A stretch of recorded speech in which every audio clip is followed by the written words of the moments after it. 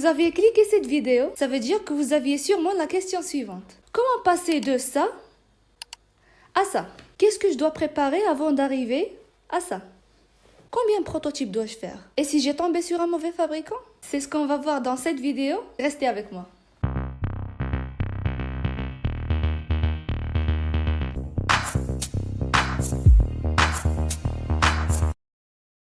Donc la première étape à faire avant de demander un prototype, c'est d'être sûr que vous avez déjà créé un dossier technique détaillé. Donc soyez sûr que votre dossier contient au moins les 5 fiches essentielles suivantes. Fiche de spécification technique, fiche de mesure, fiche de matière et fourniture, fiche d'impression si votre design contient des impressions, ainsi que la fiche de coloris si votre modèle a plusieurs variantes de coloris. Vous pouvez créer votre dossier vous-même si vous avez déjà les connaissances nécessaires. Sinon, vous pouvez chercher un professionnel pour le faire. Et d'ailleurs, je propose déjà des services de création de dossiers.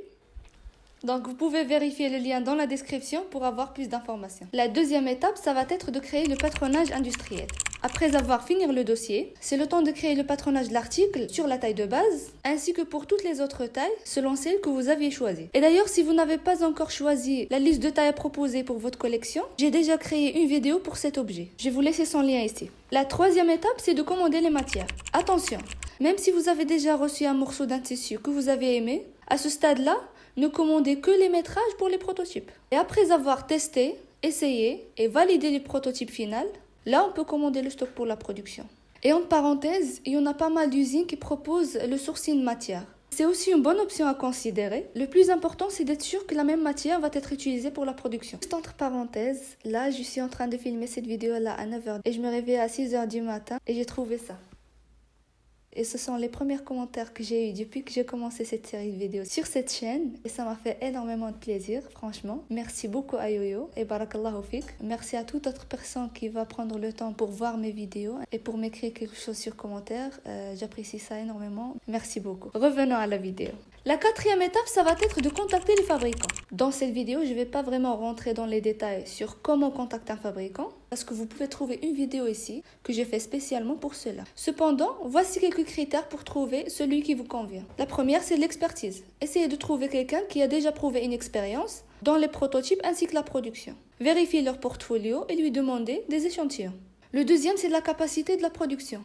Parce qu'on ne peut pas commander un échantillon d'après un fabricant qui propose au minimum 1000 articles, alors qu'on est en point de produire 200. La troisième, c'est bien sûr la qualité. Donc soyez sûr que ce fabricant a la capacité de répondre à vos exigences de qualité. Le troisième, c'est le prix, puisque c'est le facteur principal de choix dans la majorité des cas. Donc essayez de collecter des devis d'après plusieurs fabricants pour voir à quel point c'est aligné avec votre budget. La cinquième étape, ça va être de passer la commande de prototype.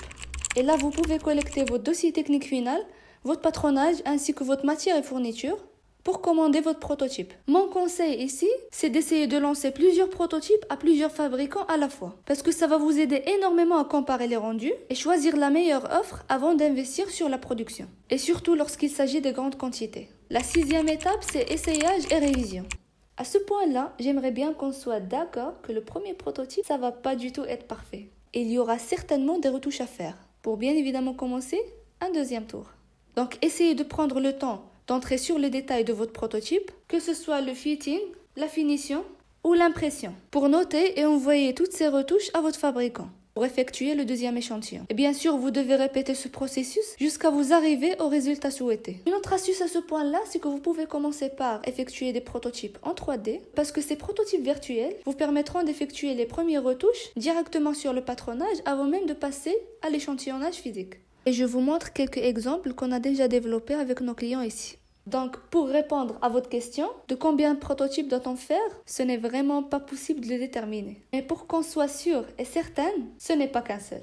Si cette vidéo était utile pour vous, je vous invite à la liker et à s'abonner à la chaîne pour plus de contenu à propos de la création et de lancement d'une collection de vêtements. À la prochaine!